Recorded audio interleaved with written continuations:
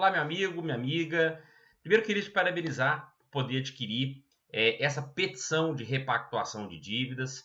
Essa é uma atividade do advogado muito nobre. Primeiro, porque a gente ajuda efetivamente as pessoas que estão numa situação muito precária, emocionalmente, não só na questão de crédito, né, na questão financeira, mas sobretudo numa questão mental, numa questão familiar. Então, é um grande problema social que a gente está vivendo, que é o superendividamento. Então, surge com isso um grande nicho para a advocacia. Eu venho falando muito sobre isso.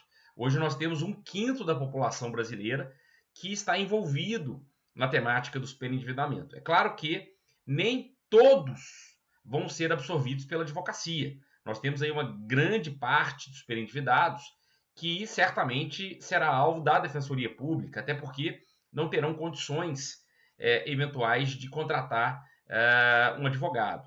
Ou o advogado que eventualmente fizer por êxito, né, que é uma atividade que alguns advogados trabalham, que é trabalhar no êxito. Então, nesse vídeo, eu vou explicar para vocês como que está aqui a estruturação dessa peça da ação de repactuação de dívidas, o que você efetivamente deve fazer. E primeiro eu quero fazer uma abordagem, né? Toda petição ela tem que ter um objetivo muito claro. Ela não pode ser uma petição por petição. O que eu estou querendo dizer com isso? Não é simplesmente você escrever bem, não é simplesmente você colocar o máximo de tópicos, o máximo de jurisprudência, o máximo de doutrina. Longe disso. Hoje nós estamos vivendo um momento em que as pessoas não têm tempo para nada. E os juízes não é diferente. Nós vivemos um momento da chamada economia da atenção, onde a atenção é o bem mais precioso. Conquistar a atenção de alguém, fazer com que alguém preste atenção no que você está fazendo, isso é muito precioso hoje em dia. Então, petições longas, petições prolixas, petições com parágrafos grandes, hoje a gente tende a evitar, para que a gente consiga fazer com que o judiciário, o juiz, o assessor, ele consiga ler aquilo que você está pedindo. Fazer pedidos muito claros. Agora, nós temos que saber exatamente qual briga nós vamos enfrentar e por que nós estamos enfrentando determinadas brigas. Isso é muito importante. Por isso que eu disse que é fundamental que você saiba exatamente em cada ponto da sua petição o que você está abordando. E eu quero explicar melhor isso para ficar muito mais claro, não só para você nessa peça, que eu fiz nessa peça, mas para que também você, nas suas peças, possa refletir sobre o que você está fazendo. Por exemplo, quando a gente fala hoje na questão do dano moral, o dano moral hoje já é amplamente reconhecido na jurisprudência.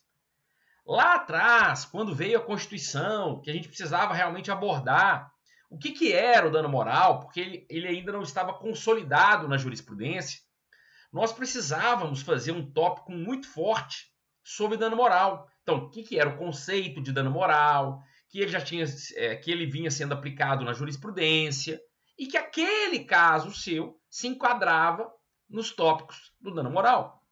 Hoje em dia, nós não precisamos mais disso. Nós não precisamos gastar tempo conceituando o dano moral. Nós não precisamos gastar tempo colocando jurisprudência que admite o dano moral, porque isso já está consolidado. O que nós precisamos fazer? De maneira muito objetiva, é mostrar para o examinador que a situação do meu cliente, ela sofreu dano moral. Aquela situação ou foi vexatória, ou ofendeu a dignidade dela, ou ela passou um constrangimento muito grande, ou seja, de alguma maneira aquilo ofendeu a dignidade dela. Eu preciso convencer. Por isso que eu disse que nós precisamos, em cada tópico da petição, saber o seguinte: como que eu vou convencer o magistrado daquilo que eu quero? Se eu quero convencer de que cabe dano moral, eu não preciso dizer hoje conceito de dano moral, que cabe dano moral. Vou te dar um outro exemplo: dano moral coletivo. Dano moral coletivo, algum tempo atrás, havia uma discussão se existia o dano moral coletivo. Ora, aí tudo bem. Você precisa primeiro consolidar esse entendimento para dizer, olha, dano moral existe, dano moral coletivo existe, ele já foi aceito por tal e tal turma do STJ, também já foi aceito pelo TJ de São Paulo, TJ do Rio de Janeiro, TJ de Santa Catarina, TJ de Roraima, o que quer que seja. E aí você vai expor a sua situação. Hoje o STJ consolidou que cabe dano moral coletivo. Então eu não preciso mais ficar referendando que cabe dano moral coletivo. Eu preciso mostrar, no meu caso concreto, que o que a empresa fez foi um dano moral coletivo. Foi uma ofensa, um dano à coletividade. E mostrar da necessidade da condenação em dano moral coletivo. Dito isso, e aí vocês vão entender mais claramente quando a gente for passando tópico a tópico, é importante essa primeira observação, para que quando você lê um determinado tópico, não seja simplesmente por argumentar, seja com uma finalidade. E é com esse viés que eu quero explicar para vocês esses tópicos, essa estrutura desta ação de repactuação de dívidas, tá bom? Então vamos lá. Primeira situação que eu acho muito, muito importante é você colocar aqui que a ação é com base na lei do superendividamento. Então, destaque isso. Deixe muito claro que esta ação ela é uma ação de acordo com a lei do superendividamento. Por quê? Porque o procedimento do superendividamento ele é um procedimento diferente. Ele não é um procedimento comum do Código de Processo Civil. Ele não é um procedimento comum que vai seguir uma ritualística comum, onde há uma petição inicial, citação para contestar. Embora, na prática, muitas vezes a gente tenha encontrado isso, não é isso que diz o artigo 104A e 104B do Código de Defesa do Consumidor. Então, é importante deixar claro isso. Se talvez os magistrados já soubessem disso, eu não precisaria chamar muita atenção. O próprio nome da ação aqui, ó, já deixaria muito claro isso. Mas como ela tem um rito próprio que muitos juízes não estão seguindo, por quê? Porque é uma ação relativamente, é uma lei relativamente nova, é importante nós deixarmos claro. Até porque, na hora do número ganhar, do processo ganhar um número no PJE, ele tem hoje, na maioria dos tribunais, um tag já, onde há uma discriminação de que um processo é um processo que segue o rito do superendividamento, até para controle dos tribunais de como estão ocorrendo os processos de superendividamento. Segunda observação aqui é no tocante à tutela de urgência. Muito provavelmente, nas ações de superendividamento, nós temos ali a tutela de urgência, seja para limitar, por exemplo, o desconto que está acontecendo, o seu cliente está com quase a integralidade do salário ou boa parte do salário retido. Isso é uma ação muito comum, inclusive, de servidores públicos. Muitos servidores públicos procuram advogados para as ações de superendividamento em razão desta problemática, de que tem o seu salário retido através de um consignado e mais o empréstimo pessoal, tendo ali o seu salário já comprometido. Ou porque você quer uma tutela, por exemplo, para suspender as ações e execuções que estão contra o seu cliente. Você também pode requerer. Então, requerer a tutela deixa claro que há uma tutela de urgência para o magistrado apreciar, porque senão ele cai na vala comum.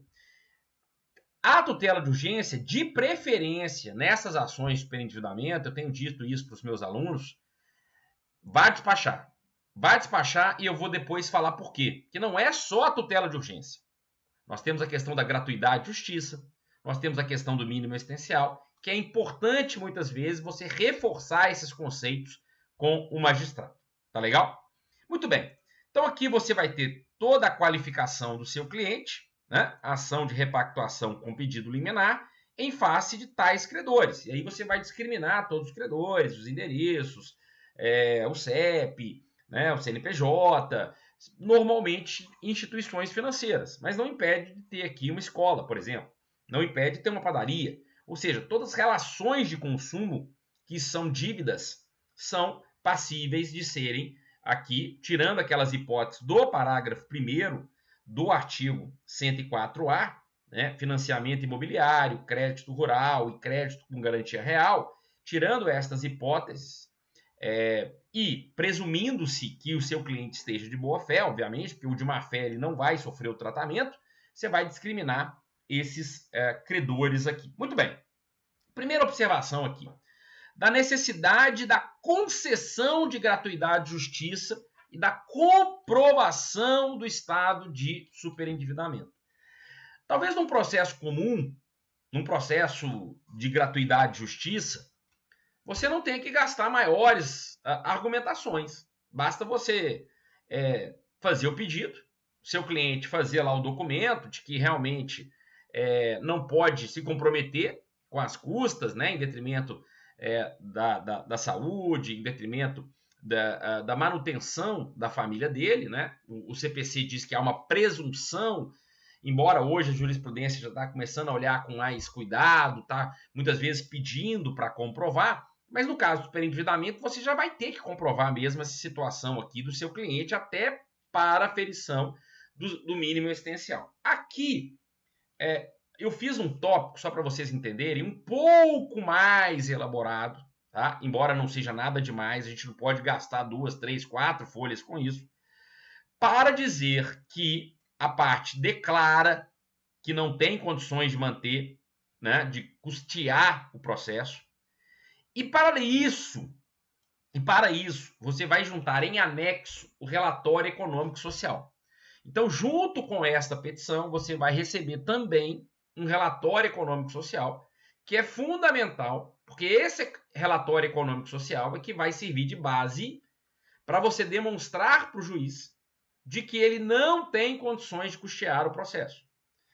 E, além disso, você vai juntar documentos que demonstrem isso. Então, sugiro que a declaração de imposto de renda, que talvez seja um dos documentos mais sigilosos que nós temos aí com relação às nossas finanças, nós não temos. Extratos bancários que vai mostrar o que seu cliente, né, o que a pessoa está comprando, está adquirindo, está gastando, quais os PIX que ela fez, os contra-cheques, demonstrar todas as despesas básicas detalhadas. Não é só colocar no relatório econômico financeiro, é juntar. Então, qual foi a conta de água? Qual foi a conta de luz? Qual foi a conta de gás? Qual foi a conta de internet? Qual foi a conta da alimentação, da padaria, do supermercado? Junte, demonstre. Esse momento é muito importante. Nós estamos tendo, muitas vezes, um indeferimento da gratuidade. Por quê? Porque alguns juízes ainda não estão acostumados ao processo de superendividamento. E o seu cliente receber um salário acima da média do mercado, ou um salário que a priori estaria fora daquele patamar de 5 salários mínimos, que muitas vezes é utilizado, até pela defensoria, alguns estados 3, outros estados 5, para ser um assistido ou não pela defensoria, e que a justiça utiliza também esse parâmetro aí de maneira analógica para concluir se há ou não gratuidade. No caso, muitas vezes no superendividamento, como eu disse, nós temos servidores públicos ganhando 10, 15, 20, 25, 30 mil. E que, muito embora recebam valores substanciais, considerando a média brasileira, estão superendividados. O que significa isso? Significa, se nós estamos falando que ele está superendividado, se você está ajuizando uma ação de repactuação de dívidas para ele, é por quê? Porque ele não tem condições de manter o mínimo existencial. Então, esse ponto é crucial.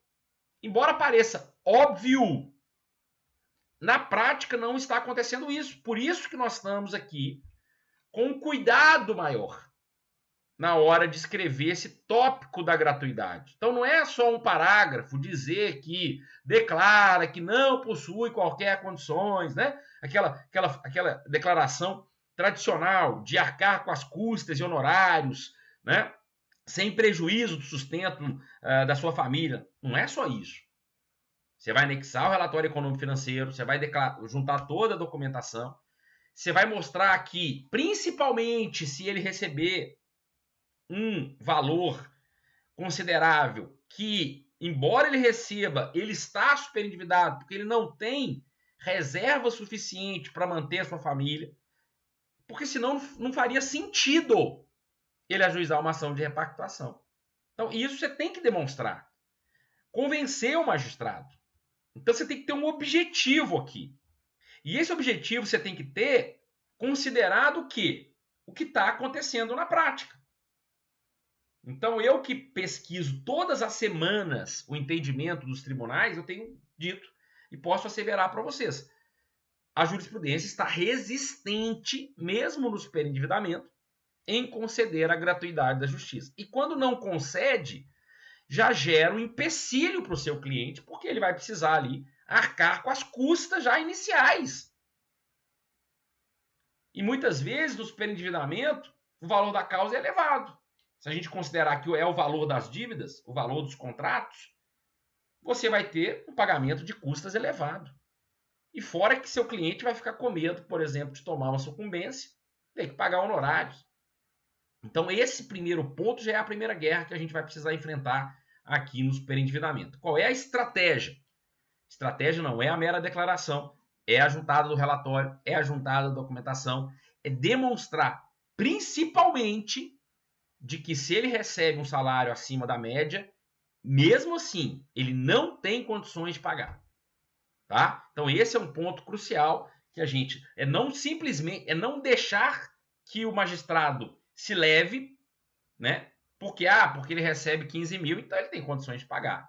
Ele recebe 15 mil, mas ele não tem dinheiro sobrando. Ele está todo endividado. Como é que ele vai, então, pagar? Então, a gente faz essa abordagem um pouco mais elaborada, mas aqui está o cerne, né? O coração aqui do relatório. E da gratuidade. E, por isso que eu disse, despachar com o juiz é muito importante. Porque quando você for despachar para falar da tutela, você vai falar do despacho da gratuidade. Você vai falar também do mínimo existencial, porque o relatório ele vai embasar o seu mínimo existencial. Bom, se o seu cliente for idoso, então você vai colocar esse tópico, então ele está em vermelho. Aliás, tudo que está em outra cor é para você verificar se você vai utilizar ou não, tá bom? Então, em vermelho, ele é idoso, você pede a prioridade dele para que o processo seja mais célere, ele tenha mais prioridade. Então, aqui a gente tem, por exemplo, muitos aposentados que recebem ali pensão, proventos, né, de aposentadoria e que está comprometido, né? Tem o seu INSS, e aí a gente precisa aqui solicitar, então, essa tramitação prioritária. Muito bem. Então, como é que é o trâmite, o procedimento da ação de repactuação? Você vai ajuizar uma ação e o que vai ter primeiro? A conciliação. Então, você, na inicial, o que você deve ter em mente, em foco? Você precisa ter como foco o plano de pagamento. Porque esse plano de pagamento é que vai na audiência ser discutido.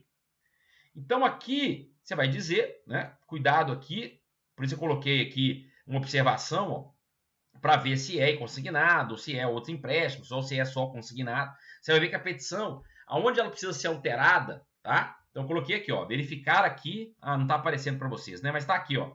Se você clicar aqui, vai aparecer, ó, verificar aqui se tem outros empréstimos ou somente consignados. Porque muitos clientes de superendividamento, muitas vezes, só faz consignado e aí é só consignado. Se for outros empréstimos mais consignados, empréstimos e consignados. Então, é só para poder chamar a atenção de vocês, para ficar aqui mais claro. Então, você vai ter... E aí, nós temos duas situações. Eu coloquei em azul ou em vermelho. Você vai escolher uma das hipóteses, dependendo da situação. Se você possui a documentação toda, seu cliente chegou lá no seu escritório, você possui toda aquela documentação, todos os extratos, todo o histórico, você vai utilizar essa parte em azul para dizer que está anexando junto à inicial o plano de pagamento. E o seu plano de pagamento estará baseado nos valores principais que são disponibilizados aos credores. Para elaborar o plano de pagamento, eu estou anexando aqui, você está ganhando também junto com a petição, junto com essa aula, uma aula sobre como elaborar o plano de pagamento. Tá? Então vai lá, assista essa aula, você vai ver que é simples. Não precisa de economista, não precisa de contador. Você vai conseguir elaborar esse plano. E se você fizer com base no principal, vai ser no principal. Se for abaixo do principal, você precisa alterar aqui, tá? tá? E aí você vai entender lá no vídeo que eu falo como elaborar um plano de pagamento.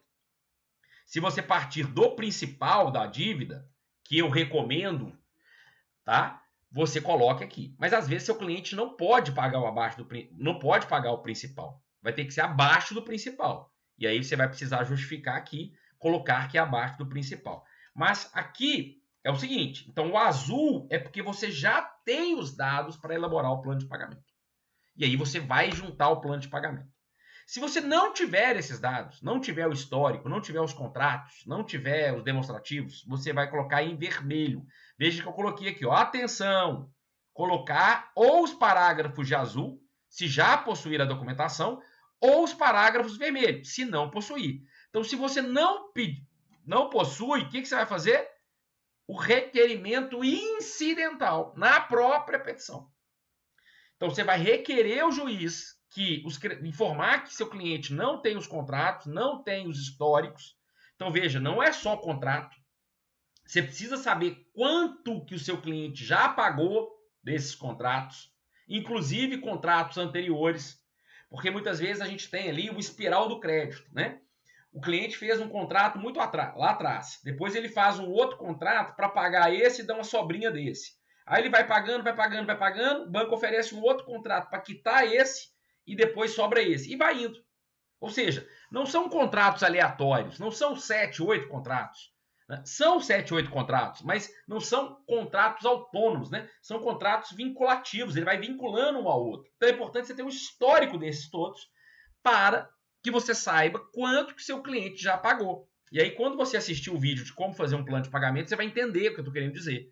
Porque você vai ter que diminuir do valor principal reajustado, corrigido monetariamente, dos valores que já foram pagos.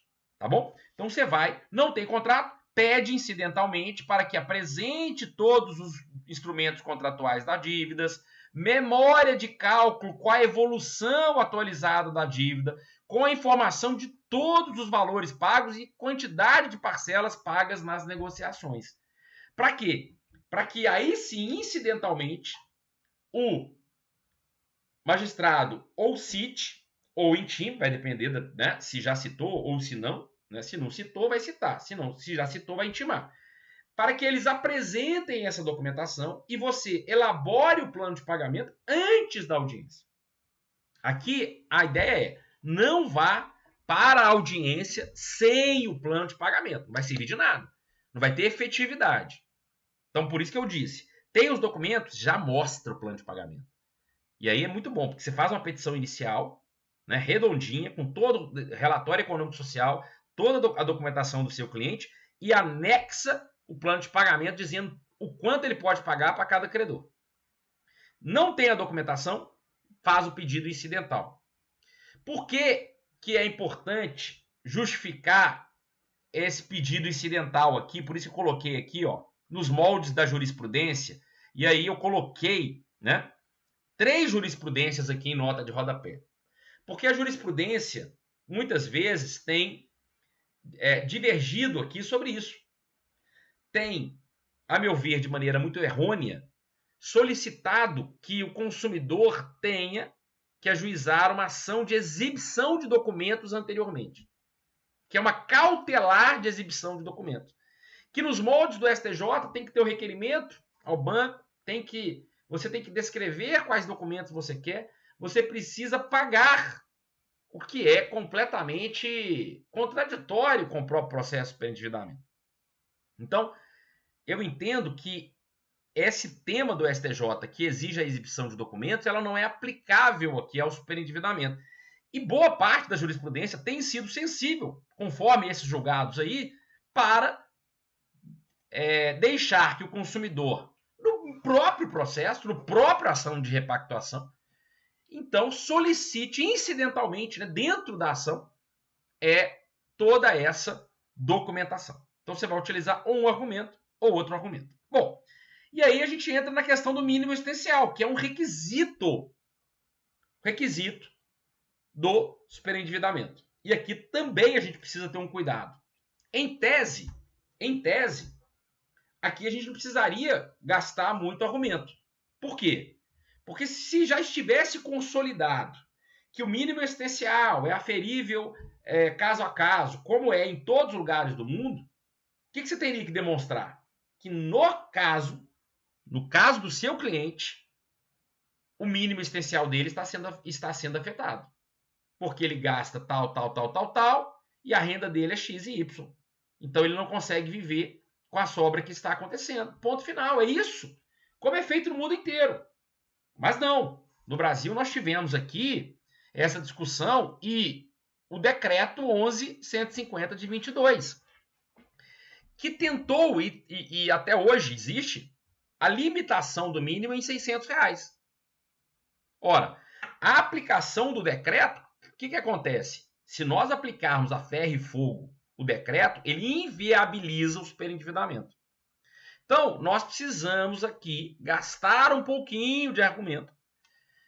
Vai ser necessário aqui, talvez, que você, ao despachar a tutela de urgência, aborde a questão dos documentos incidental, se você não tiver, e aborde a questão do mínimo existencial. São basicamente esses 3 pontos aí, que num despacho aí, ao ajuizar a ação, será relevante que você o faça com o magistrado, tá bom? Então, primeiro, eu faço uma abordagem aqui do decreto para dizer sobre a questão da dignidade da pessoa humana, da questão dos direitos sociais, da importância, o que é o mínimo existencial, né? A existência, que você vai ver que de maneira muito direta, parágrafos curtos, né? Sem delongas, né? Eu não preciso aqui colocar doutrina para justificar o que é mínimo existencial. O mínimo existencial já está na cabeça do magistrado.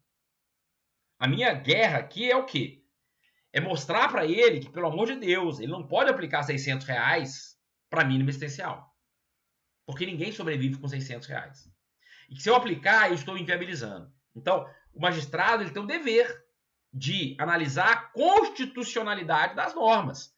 Não é sair aplicando decreto, principalmente decretos, né? Que muitas vezes extrapolam o seu poder regulamentar. Então, aqui, por isso que eu coloco aqui da possibilidade do quê?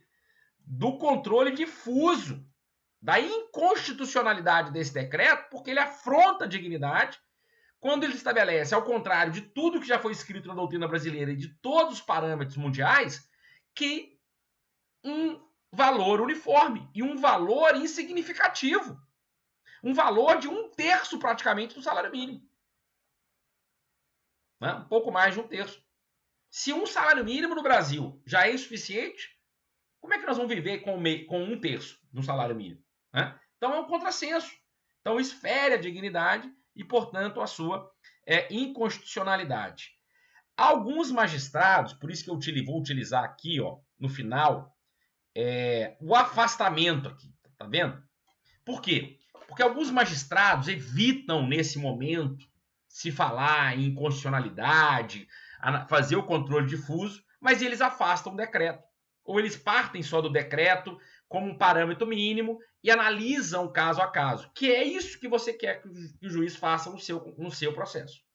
Então, é mostrar para o magistrado que não faz sentido aplicar o decreto, porque isso não é mínimo existencial, tá? E que aqui, pelo menos, então, que ele se afaste do decreto, ele não aplique os dispositivos do decreto. E aí eu fiz um tópico que eu fiz com base na jurisprudência. Repito, mais uma vez, isso aqui não era necessário de ser feito.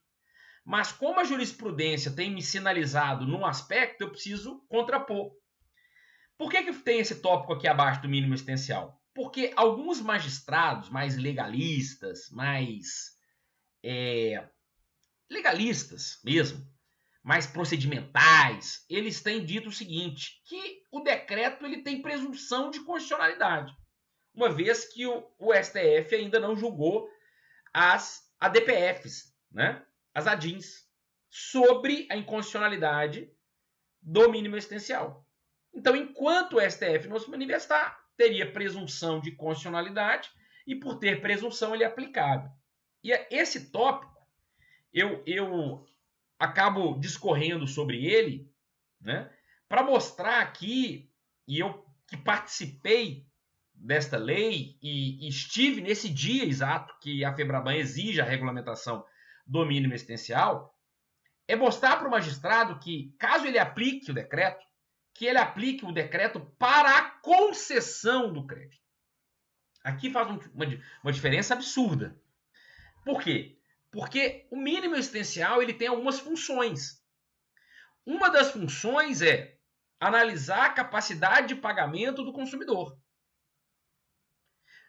O que é o crédito responsável? Eu preciso, enquanto instituição financeira, verificar em cada consumidor qual é o mínimo existencial dele e, sabendo desse mínimo existencial, eu vou conceder crédito de tal forma a não invadir esse mínimo existencial. Então, o mínimo existencial ele é um parâmetro de concessão responsável do crédito. Então, utilizar ele para concessão, tudo bem. Não é o ideal, mas tudo bem. Então, o que eu estou querendo dizer? É que a instituição financeira pode analisar um cliente e falar, você tem R$600 sobrando, então eu posso te conceder crédito. Basicamente é isso, eu não estou ofendendo o princípio do crédito responsável. Porém, para análise do superendividamento, para poder analisar se a pessoa está superendividada, aqui eu não posso aplicar o decreto. E, por quê? Se o juiz falar que não tem R$600 sobrando, que tem mais de R$600 sobrando, né? E aí tem casos, não, o consumidor tem R$712 sobrando, tirando as dívidas, e aí não se aplica a lei do superendividamento. Ele fala que não se aplica. Olha que loucura isso.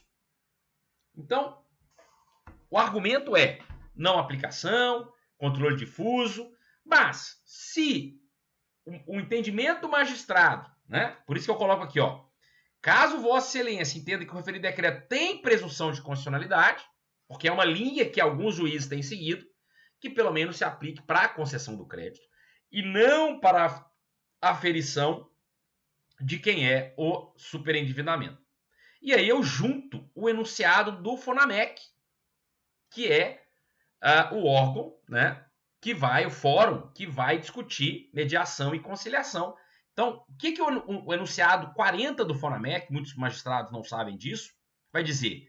Que na pactuação do plano de pagamento das dívidas do consumidor superendividado, deverá ser respeitado o mínimo existencial, isso está na lei, considerado a situação concreta vivenciada pelo consumidor e sua entidade familiar, de modo a não comprometer a satisfação de suas necessidades básicas, observados os parâmetros estabelecidos no artigo 7º, inciso 4 da Constituição.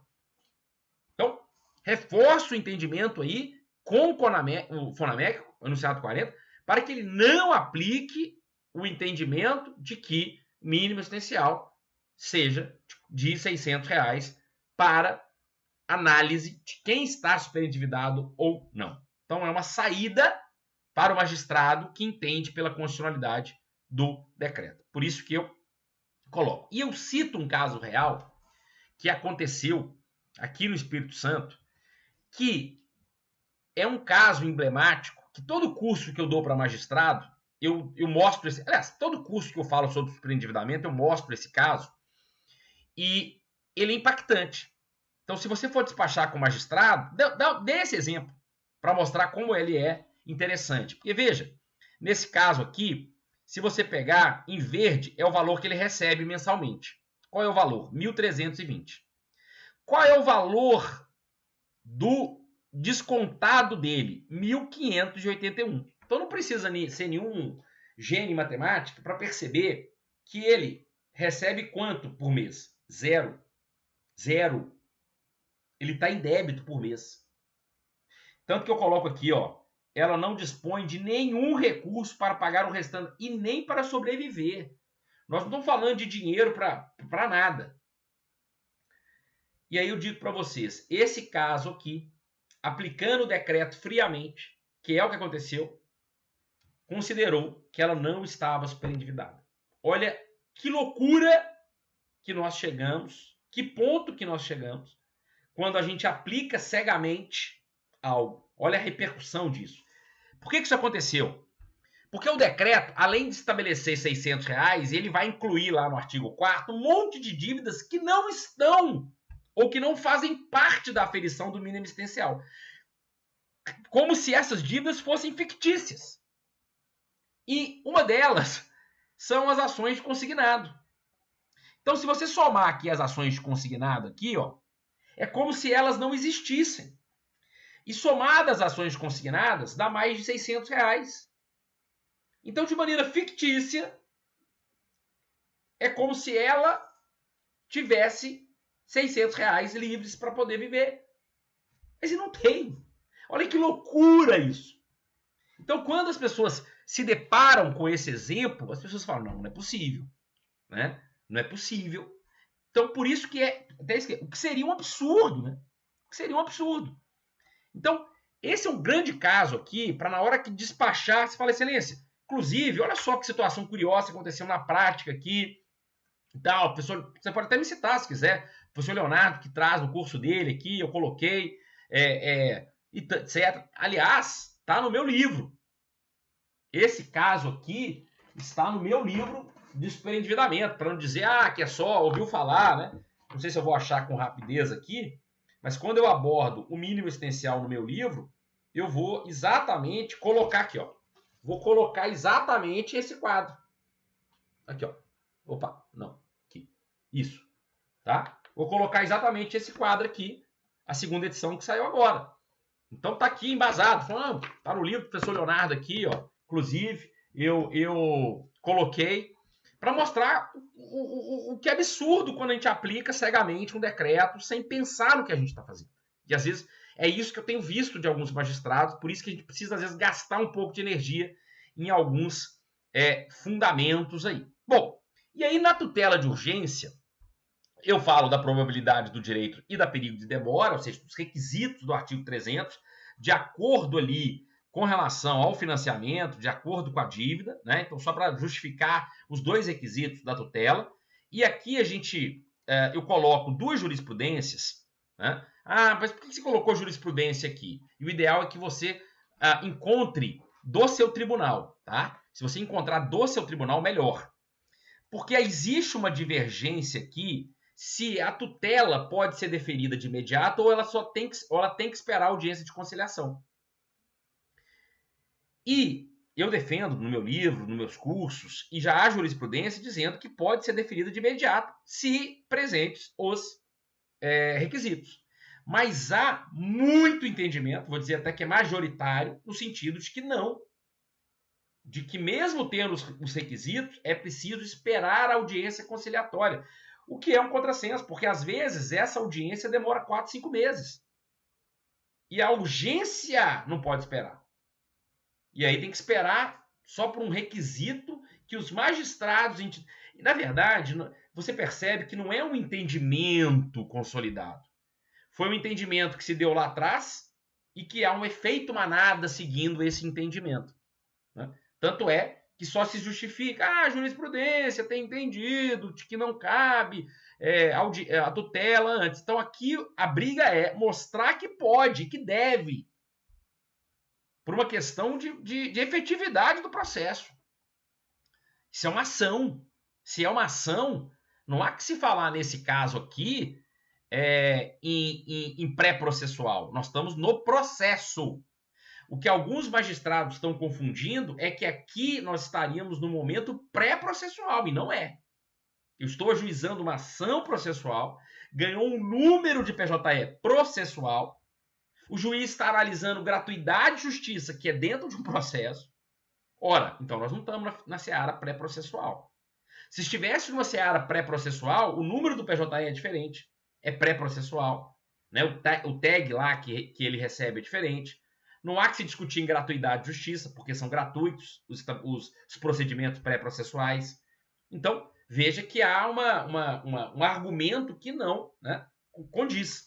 Então, por isso que é importante. Eu disse, um dos argumentos que você vai suscitar lá ao despachar é a tutela, é mostrar que cabe a tutela. Se tiver aqui, então, a jurisprudência do seu, eu vou até colocar já aqui essa informação, se você tiver do seu estado, que eu coloquei do TJ de Goiânia, né, duas do TJ de Goiânia, coloque, tá? Coloque. Bom, e aí eu vou colocar aqui em vermelho, por quê? Regra geral, a gente pede 30%, que é um parâmetro do consignado. Então, para descontar até 30% para liberar 70% do salário do seu cliente. Por que 30%? Porque ficou uma certa... Se você pegar a jurisprudência aqui, ó, eu cito aqui de São Paulo, né? 2 de São Paulo, você vai ver percentual de 30%.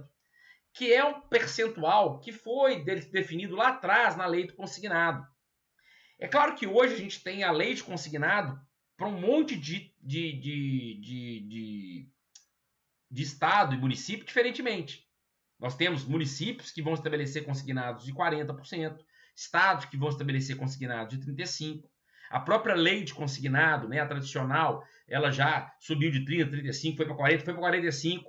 Né? A dos militares são de 70%, tanto da aeronáutica quanto da marinha. São leis diferentes, uma para cada um, uma para o militar, uma para a marinha, uma para a aeronáutica, uma para o exército. Tá? Então são de 70%. Tem algumas peculiaridades, algumas diferenças, mas o percentual é de 70%. Então, você vai encontrar isso. É mais fácil convencer o magistrado de reter somente 30% para o pagamento das dívidas. Dizendo, olha, estou super endividado, ele não está conseguindo viver, não está conseguindo comer, está afetando o mínimo existencial. Liminarmente, né? Eu quero então que retenha 30%. Por que eu coloquei em vermelho? Porque às vezes você vai ter que ver o seguinte: seu cliente consegue viver com 70%? Porque se seu cliente receber pouco, às vezes nem 70% é possível que ele consiga viver. Então, por isso eu coloquei aqui embaixo, ó, uma informação, tá? Nesse tópico. Aqui está em azul, tá? Essa parte toda está em azul. E aí lá embaixo eu faço uma observação. Atenção!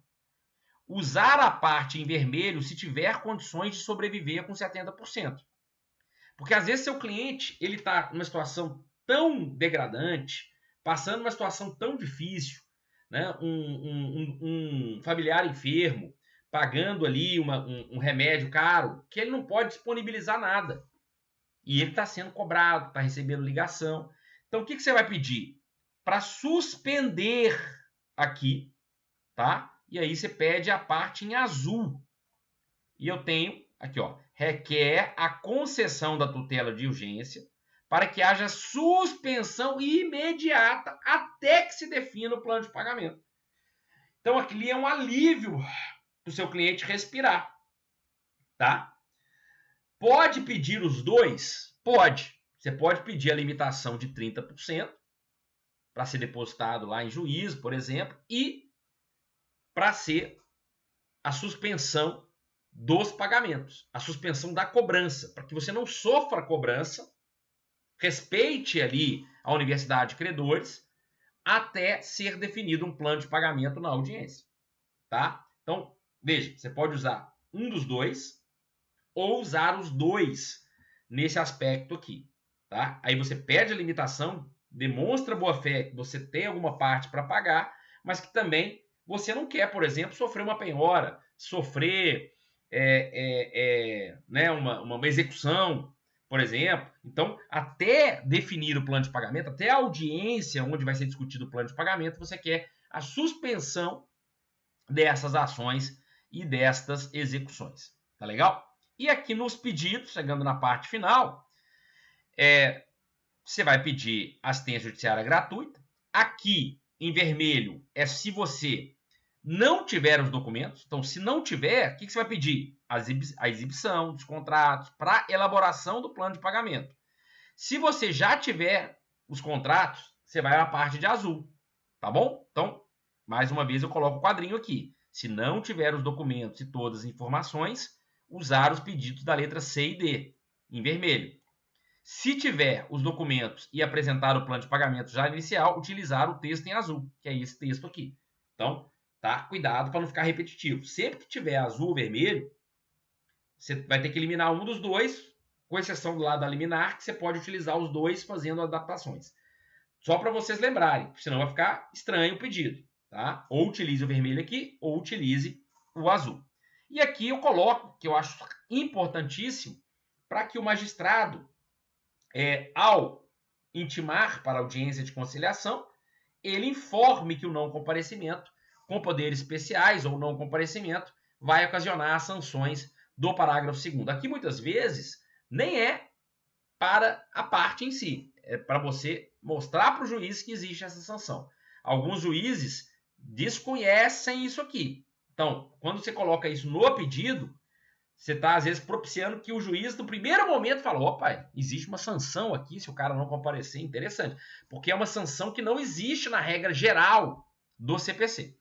Tá? Por isso que eu acho aqui salutar. Ademais, é inversão do ônus da prova, acolher o plano, julgar procedente e protesta por alegar aquele pedido genérico. Total da dívida, o valor da causa. Então, para facilitar, pega toda a dívida, coloca aqui, tá? Isso vai facilitar você na elaboração da petição final, tá bom? Cidade, dia, mês e ano, advogado e OAB. Então, essa vai ser a sua ação de repactuação, não esquecendo de anexar o relatório econômico-social e, se puder, já anexar já de cara, tá? O plano de pagamento. Eu vejo alguns advogados brigando lá, não é obrigatório juntar o plano de pagamento, o artigo 104A fala que pode ser na audiência. Não entrem nessa briga, essa briga é inglória, não vai te levar a nada. Junte o plano de pagamento se já puder, isso vai inclusive ajudar a demonstrar o mínimo existencial, a demonstrar que cabe gratuidade e justiça. Tá legal? Então essa é a ação de repactuação. Veja o vídeo, assista o vídeo também para que vocês possam entender, né? Para vocês entenderem aí como elaborar esse plano de pagamento. Tá legal?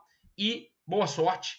E depois me dê um feedback de como estão as suas ações de superendividamento. Tá legal? Vai ser um prazer poder acompanhar essa jornada sua na ação de superendividamento. Hoje existem alguns obstáculos ainda que nós precisamos vencer, mas a atividade de advogado, você sabe disso, ela é estimulante e ela tem o brilho nos olhos justamente por causa disso. Porque o advogado é isso. O advogado é efetivamente lutar pela causa, lutar por algo que realmente faz sentido, que é jurídico e que é legal. Lembrando que nós temos 1/5 da população nesta situação, então é uma grande arma que hoje a advocacia tem para auxiliar estas pessoas e, como diz um grande amigo, o professor Márcio Vieira, que é um grande advogado na área bancária, não tem nada melhor do que ganhar dinheiro fazendo bem. Quando ele disse isso, eu achei muito interessante, né?